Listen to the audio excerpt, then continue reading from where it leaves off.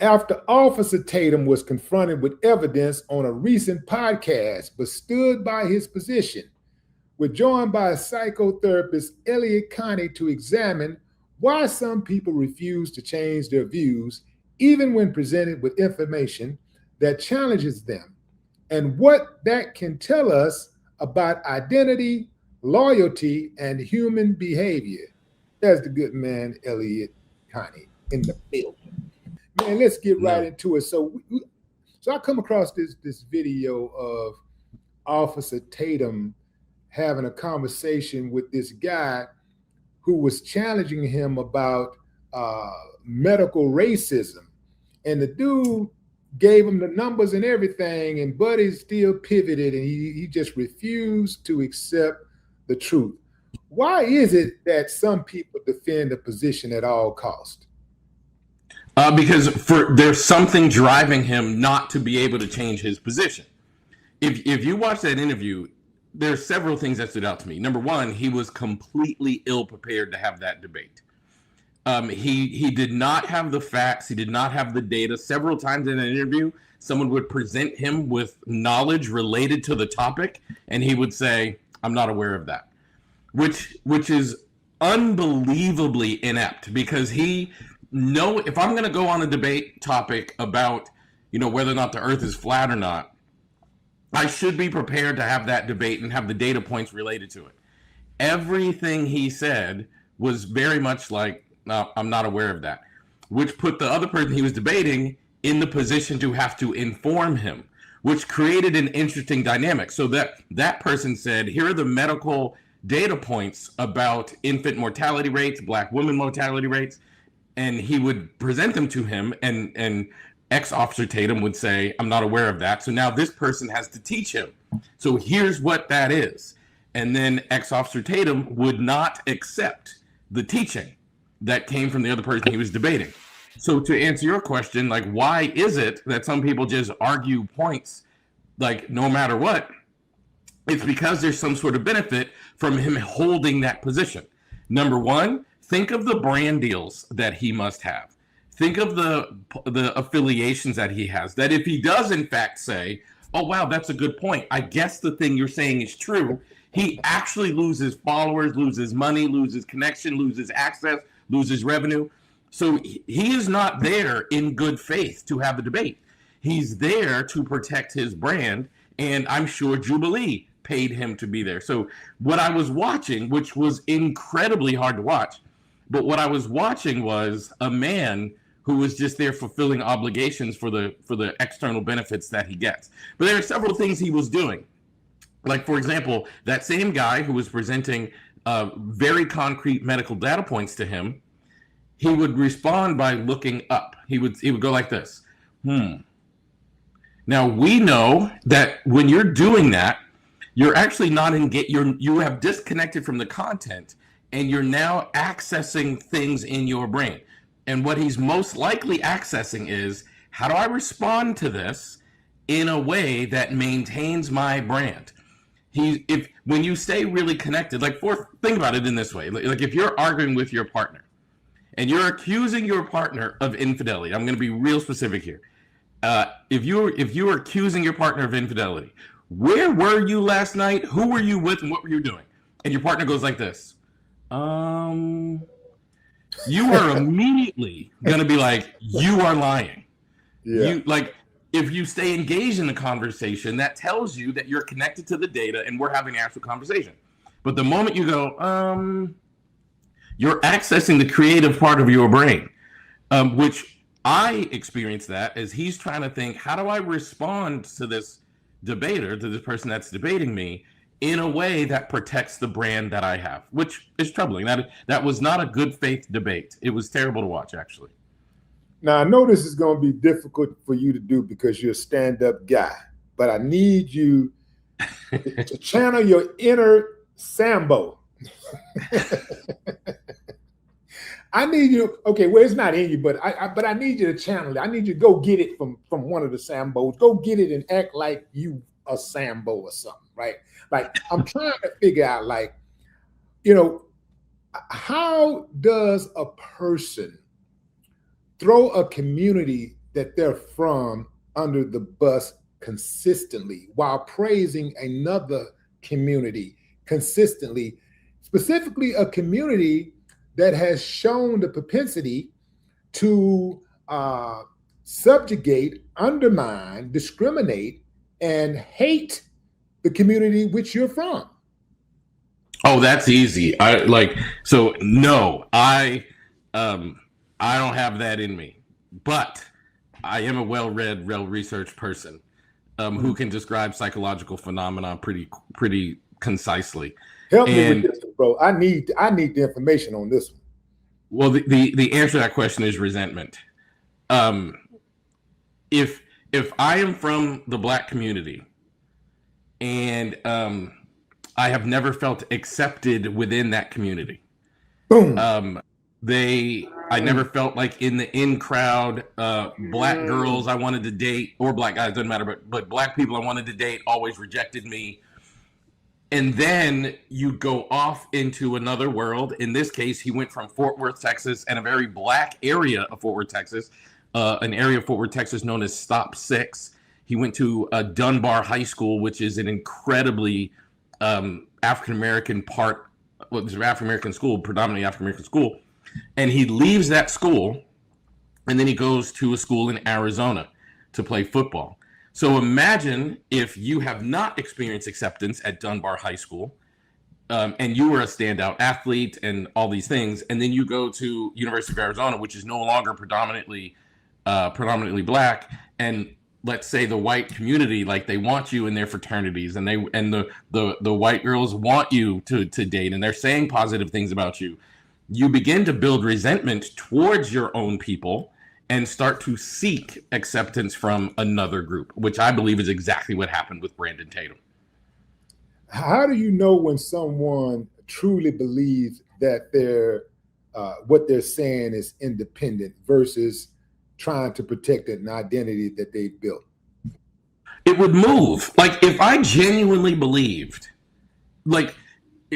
I'll continue to use like a silly example, but if I genuinely believe the earth is flat, I'm not being paid for that belief. I have no brand deals for that belief. I just believe the earth is flat.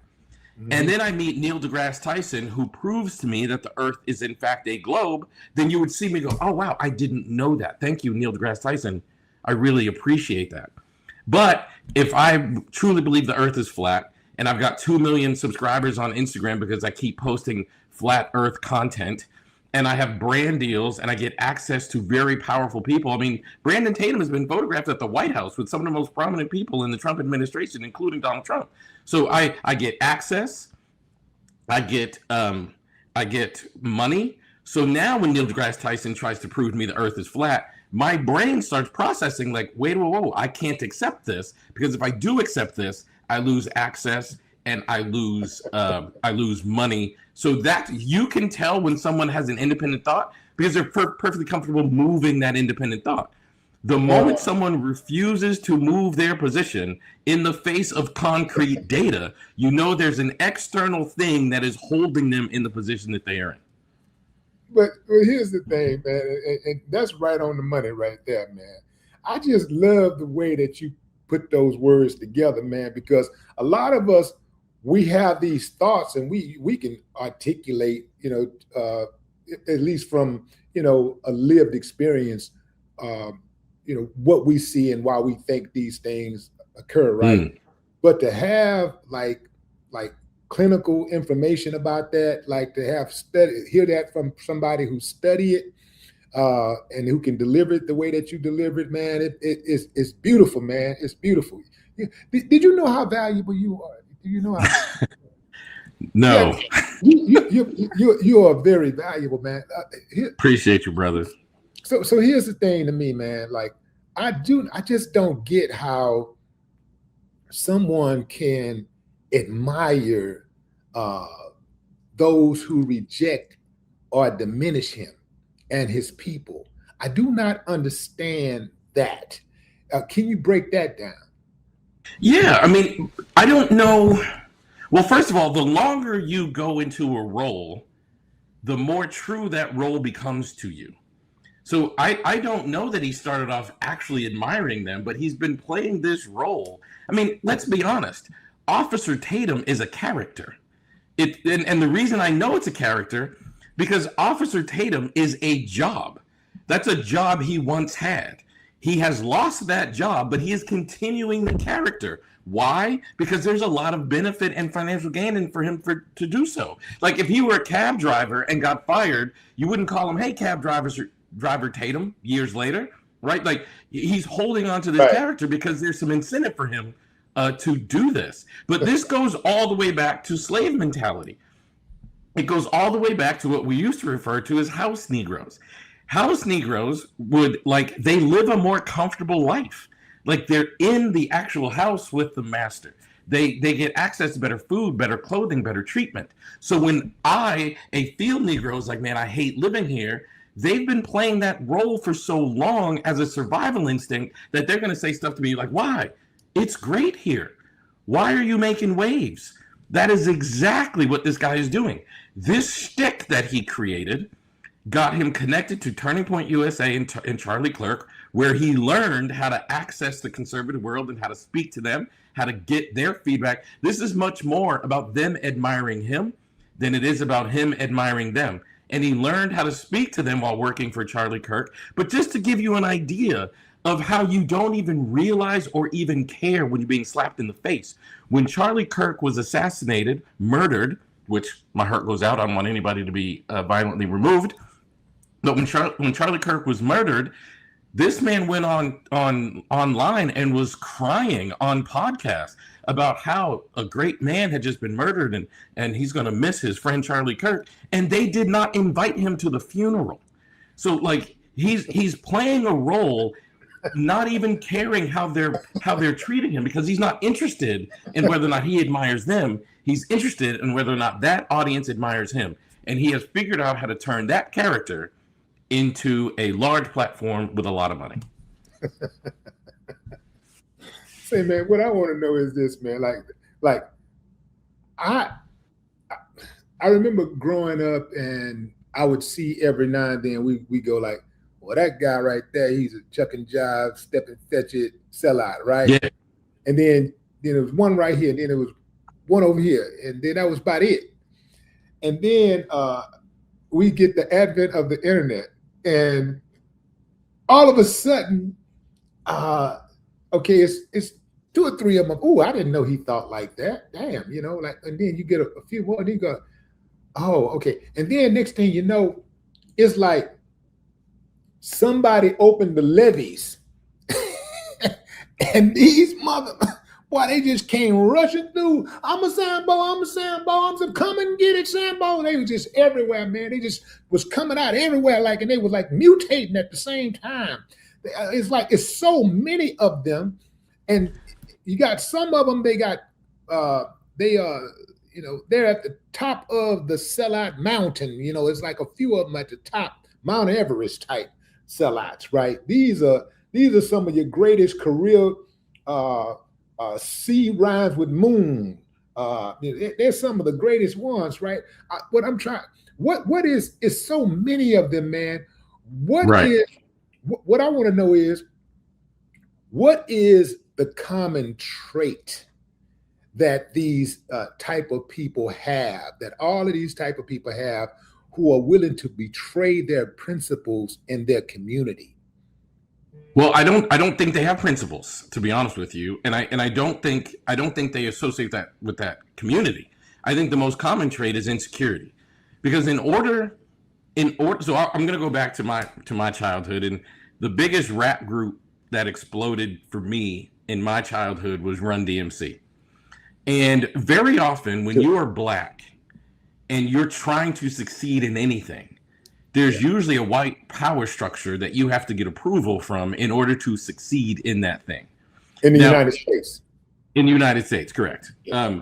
Now, if you think about rap before Run DMC, these people had like shoulder pads with spikes on them, leather pants, and all these, like, Run DMC said, "We're going to dress the way that we dress on the on the street. We're going to dress like that on the stage." And they had this famous song, like, I got Lee's on my legs and Adidas on my feet. Like, they were the first ones to be like, this is how we're going to show up as ourselves.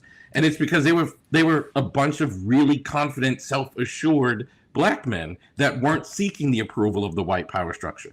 They happened that one of them was related to Russell Simmons, who created a record label. So they had their own pathway to be able to do this. Other people don't have the security or self-assurance like Officer Tatum. I would be willing. I've never met or assessed this man. I guarantee you, if I were to assess him, he would be an extraordinarily insecure man. So rather than be his true, authentic self, he comes from an actual very prominent family in the Stop Six area, Fort Worth, Texas. His grandfather was a police chief in that area. He had another relative, maybe even the same person, I can't remember, but he had another relative that was an All-American football player at Ohio State University. But you never hear him talk about that. What you hear him talk about is his two family members that are currently incarcerated. Why does he do that? Because I don't think he feels good enough about himself to live up to the family legacy that some of the black people in his family have set for him. Because I think he has a significant insecurity problem, as they all do. Run DMC did not have an insecurity problem. They're like, we're going to dress how we dress, and we're going to make you like me. NWA, same thing. We're going to rap and talk the way people from Compton, California, rap and talk. And when you are that secure, you scare people. And there's a pushback of like, if you are a really secure person and you present as your culture tells you to present, you scare and you make people uncomfortable. And not everybody has the level of security to be able to deal with that. And I would bet my entire license on the fact that Brandon Tatum is not willing to show up as his true, authentic self. So what we have is a character, and he's been playing that character so long, I don't think he knows where Brandon ends and Officer Tatum begins. It's all just kind of blurred together for him. I think it ends and begins at the bank. Like, you know what I'm saying? Yeah. So this is what I'd like to do. I'd like to take a peek into Officer Brandon's future, right? Because there's a future for him, and it's not going to end like he thinks it's going to end. It ends the same.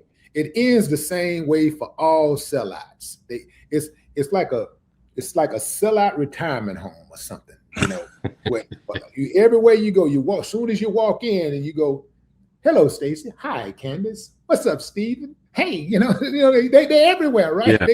Yeah. They all in one place, and they all try to come back to the black community once the jig is up. See, what they don't understand is the people who they try to capitulate to, the people who they try to get all of the acceptance from, do not trust them, neither do they respect them, because how in the hell can you trust or respect someone who don't trust or respect himself or his own community? We're talking about millions of people. We're not talking about just, oh, I don't respect nobody in my house. We're talking about millions, a whole entire community of people. They don't understand that these people they don't respect them. I guess maybe they do. I don't know. Maybe they do know that they don't respect them, or they just don't care because they are looking for the bag at the end, or they're looking for the acceptance. I mean, what is that in your opinion? Yeah. I mean, I think he's looking for money. I think he's looking for acceptance. I don't think he even cares or thinks about it. I think it's just sort of like just the default. And again, you saw it in that interview. There was very little in any way, shape, or form acknowledgement of anything that anybody was saying to him. He was simply placating to an audience, which I think that's his whole motive, is to placate to an audience. And he's very good at it. He is very good at making white people comfortable. He is not very good at being a true, authentic person. He is excellent at saying things that make white people comfortable. Yeah, and so was Stacey Dash and so many others. And when they got that N-word wake-up call. That's right. Stacey Dash is a wonderful example. Wonderful example. That's Stacey Dash was on a 10-year MAGA bootlicking tirade, and then all of a sudden she's like, "I'm sorry, accept me back." And I do believe at some point, like Brandon Tatum, you can't continue this. And let me ask you this. Why is it that it's so easy for so many Black people to accept Stacey Dash back? Because I've been checking out her IG from time to time. You know, she's like, you know, she done fell off. So, you know, she's always been like a D-rated actress. So she fell off, and now all she got now is she trying to hold on to that last few looks she got, and that body, that bad little piece of body she got. She's trying to, you can see it falling apart by day, but she's trying to hold on for dear life. So she's showing a little, trying to be provocative, wearing little skimpy dresses and clothes and stuff like that. And, right. And you see Black people going into the comments showering her with praise. Why do we so easily accept people back who have done so much damage to our communities? And here's the thing I want to point out. A lot of times we're quick to focus on the people, you know, the gangbangers. We're quick to point, you know, to the so-called YNs, you know, the people in the streets acting a fool, the people in the hood. We tend to focus on the people in the hood a lot, right? But when you give a megaphone to one of these Negroes and they start dog whistling white supremacist talking points, and they start telling people that Black people ain't nothing and they're the problem, and that Black people are the problem and something needs to be done about them, that reinforces the stigmas and the stereotypes and the prejudice and the racism against their own people, and it causes great damage. And so, but people don't seem to make the correlation, you know, between the two, right? It seems like, right. Yeah, you know, they don't. They give her a pass, give people like her a pass, and accept them back in very, very quickly. You know, why is that? Because I know how to be on code. I know once you create a certain amount of damage, ain't no coming back from that. None of us perfect, so we can make mistakes. But if you're gonna be on a 10-year run, a 20-year run, a 30-year run, a 40, 50-year run, damaging us, and then try to come back when it come down on you, when the people finally give you the boot, ain't no coming back from that for me. But why is it so many of us find that easy to do? I think, well, the answer specifically people like Stacey Dash is because she's pretty. She has pretty privilege, and we give people that are attractive far more leash than we do others. But I'm going to say something somewhat controversial.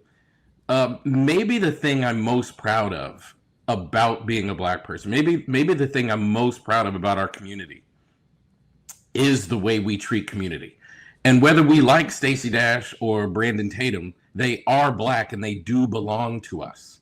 Now, when they hit their inward wake-up call, I think they should be held more accountable. So, for example, I agree with you. I think Brandon Tatum at some point is going to be like, this caricature that I'm carrying is no longer paying off for me, and I need to turn back to the Black community. And I'm very proud of that we are a community that we accept our own. Brandon Tatum is a part of our community, whether we like the stuff he's saying or not. But when he does come around, we have to say, look, brother, you did a lot of damage, and you have a responsibility to do every single thing you can to correct that damage. So you need to create a platform. You need to do you need to be just as loud in correcting the damage as you were in creating the damage. So we shouldn't just welcome people back in and just be like, oh, no, my bad, we forgive you. We understand that was a mistake. I think that's part of it.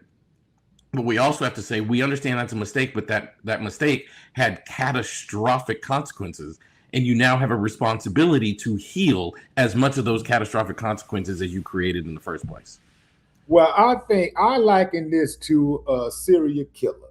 Okay, the serial killer came from this particular community, but the serial killer has caused so much damage that the serial killer cannot not be trusted. So we cannot let this serial killer out ever, because it cannot be trusted. You did so much damage. if you want to change for the better and you won't kill no more people, that's fine. You know, that's good. That's good for you and God. Your relationship with God and your peace and all that. Go ahead and try to do as much as you can to make it right. But we over here ain't going to accept you. And this is, I think we need to get on code with this, because if we were on code with making sure that there was no turning back, that means that would create a greater deterrence for anybody who wanted to go out there and throw us under the bus, who's from our community. They would get punished severely, and the consequences would be grave. This is why you don't see other communities, people from other communities going out like that and then being able to come back and be accepted. They will not accept them under any circumstances. And if we want to get ahead, if we want to become a stronger community, we're going to have to accept some of those tactics. I do believe, I don't think that you give these people, I don't think that you give these people any type of relief. I say punish them. Punish them. They got to be punished, man, because they punished us. And we got to give them the same. In fact, we got to give them 1,000 times more, 1,000 times more retribution than they gave us. That's the way I see it, man. Because we need to turn. I don't know that I completely disagree with you. Like, for example, when and if Brandon Tatum does an about face, should he jump on Willie D Live? Should he jump on the Breakfast Club? Should he be on those platforms? He ain't never coming over here. His ass ain't never coming over here. And I don't care about no debates and all that shit. He ain't never coming over here. Absolutely not. And I think you bring up the right word. Like, he cannot be trusted. We've seen what you're willing to do just to secure money. But he has work to do. And not just so that we will trust and accept him. You have work to do from an integrity standpoint. You've done a lot of damage. You going on a platform like Jubilee and saying things like there is no such thing as medical discrimination is ridiculous. These are commonly accepted things that have data points supporting them. Yeah, these are very well documented. And you going on there saying they don't exist.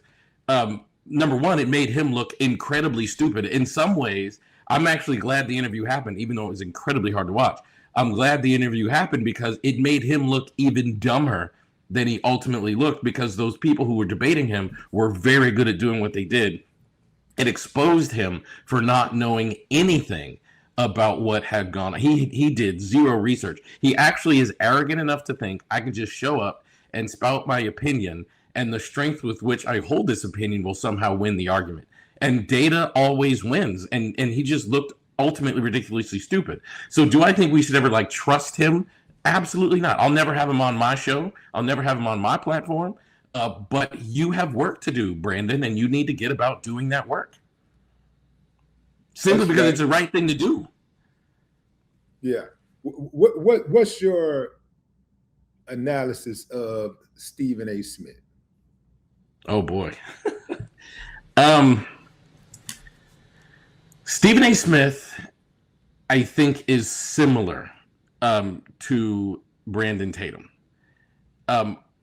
There's a lot more information about Stephen A. Smith available over a long period of time.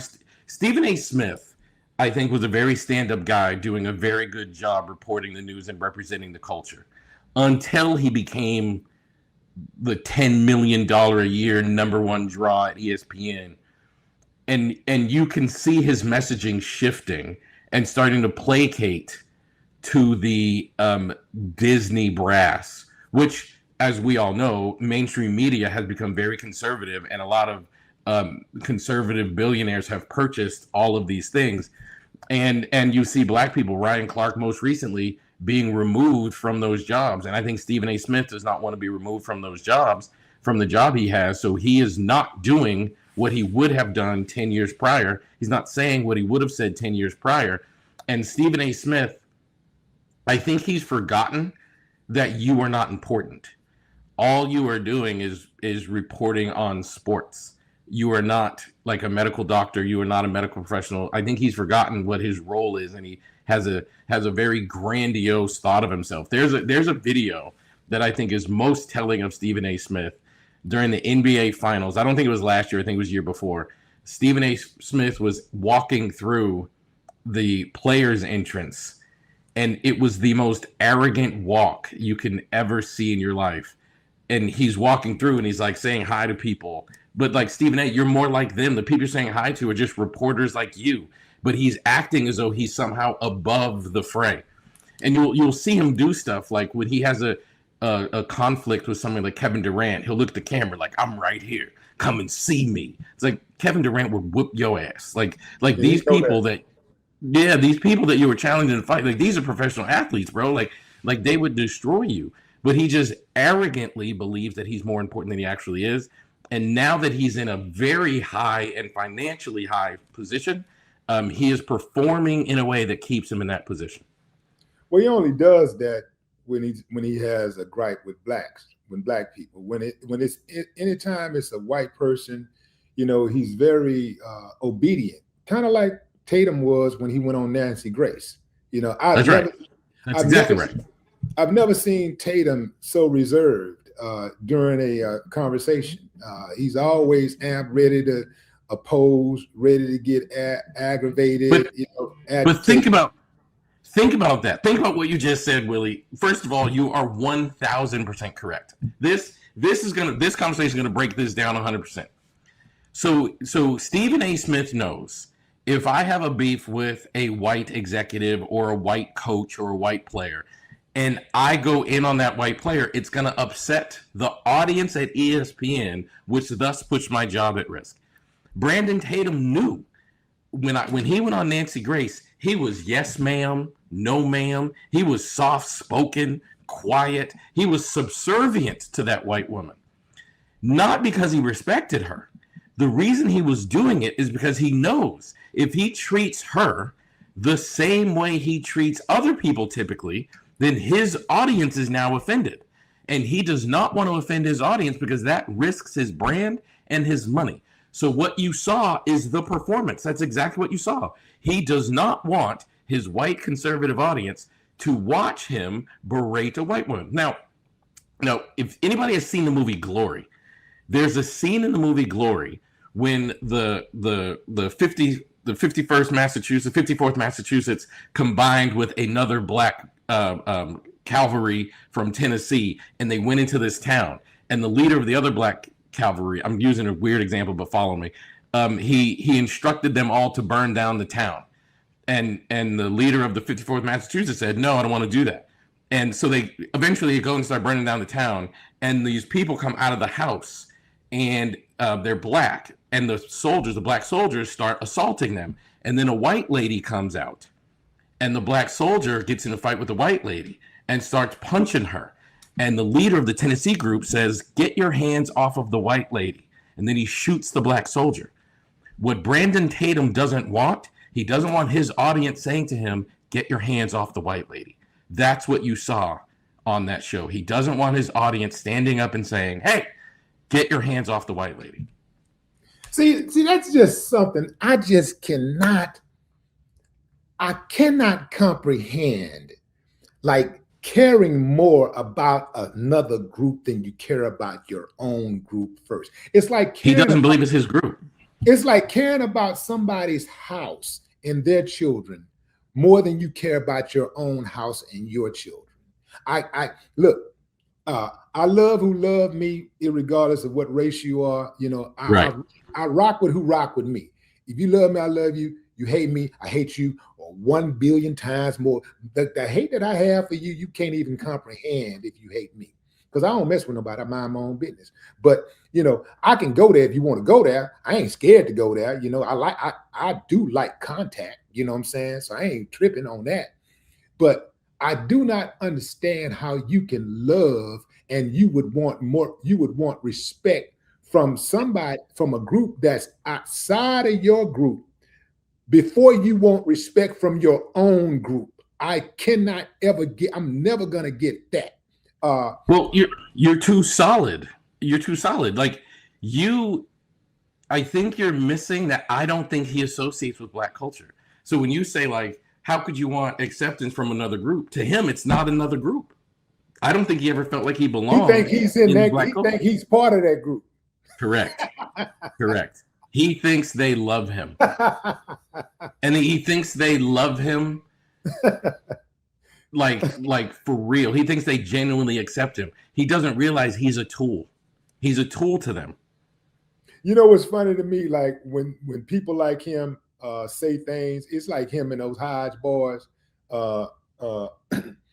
You know, it's like when people go in the comments, if you look in their comments are inundated with white folks commenting, right?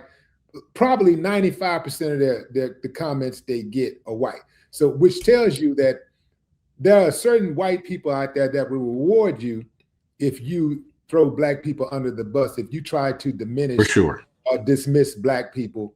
There's For even you support the killing of black people. There are certain white people out there that will reward you for that. For sure. And For so, sure. and so if you look in the comments they say stuff like, "You're a great guy." Then finally somebody that I can listen to. You know, that makes a lot of sense. See, it's not about race, man. You know what I'm saying? You see, this a good one right here. Watch this. You get the occasional black person jump in and say, "Well, I agree with him, and I'm black." Let me. All you people, all you black people that go into the comments, do you know when I see you say such, this is my position and I'm black? Usually they say that when the general consensus is that black people are against something.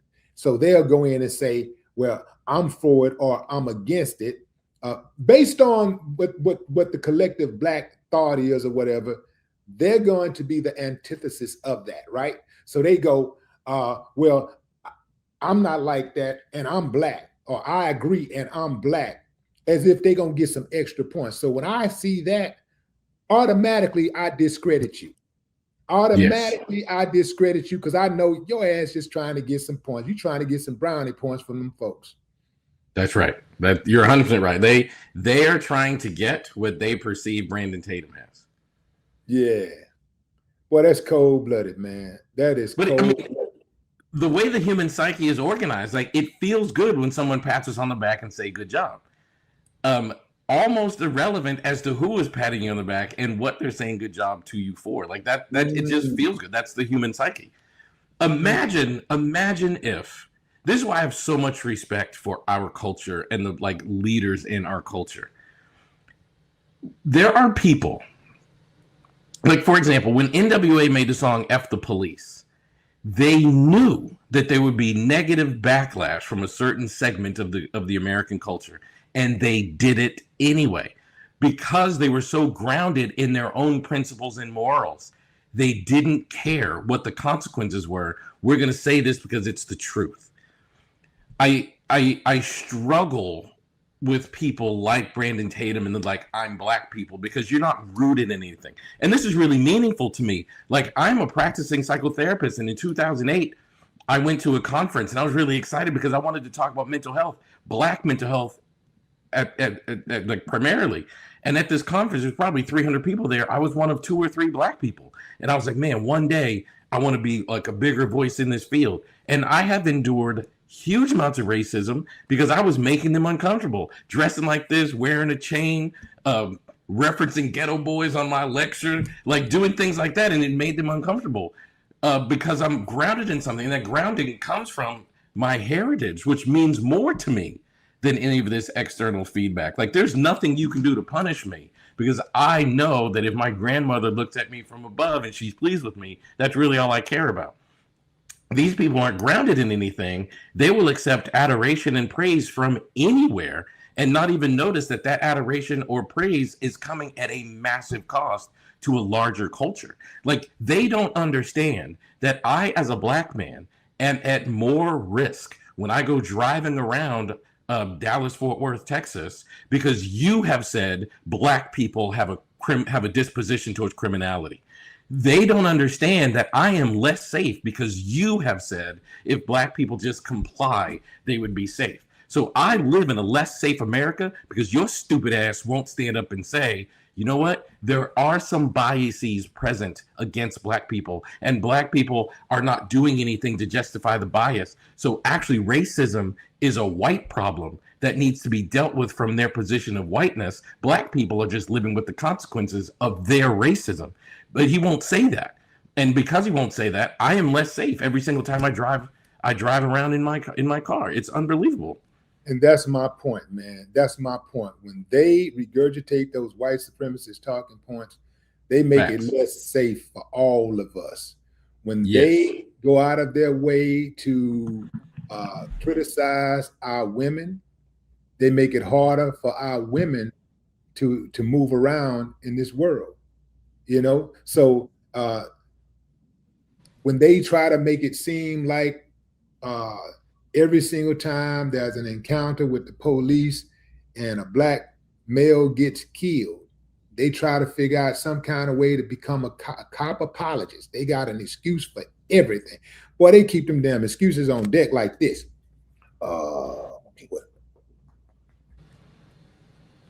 Okay, listen. This, you know what I'm saying?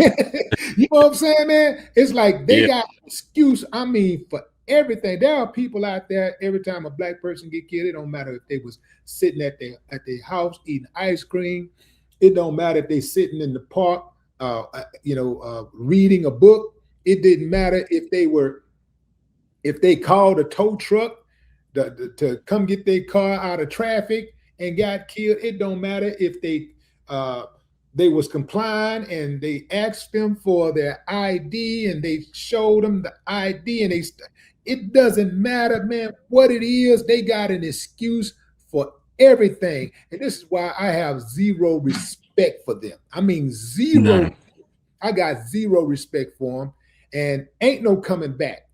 For some of the stuff that some of these people has done, ain't no coming back with me. There is no coming back. And if I get a chance,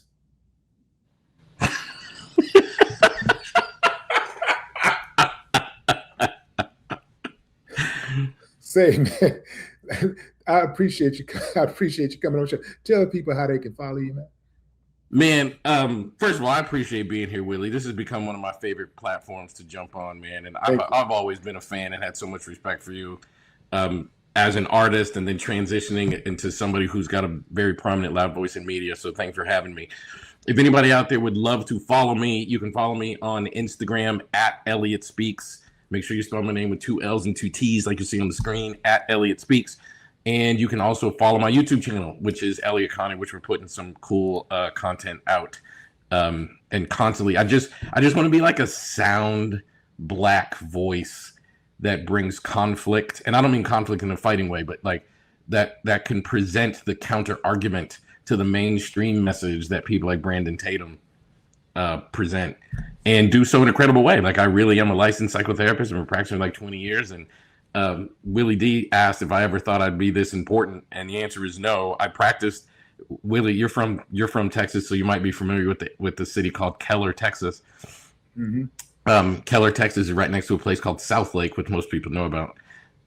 I had an office in Keller, Texas for like 12 years, and I did nothing but see clients and write books for 12 years every single day from 10 in the morning to 10 at night. That's all I did. I never thought I'd be on calls with you, or I'd be on the Breakfast Club, or I'd be on Nancy Grace, or I'd be on Don Lemon. Like I was just working with clients because I love working with clients. So if anybody is interested in following me and learning about mental health and watching me decode some of the bullshit that happens in media and show y'all like what you're actually looking at, follow me, because that's what I do. The best in the game. Elliott Connie, y'all.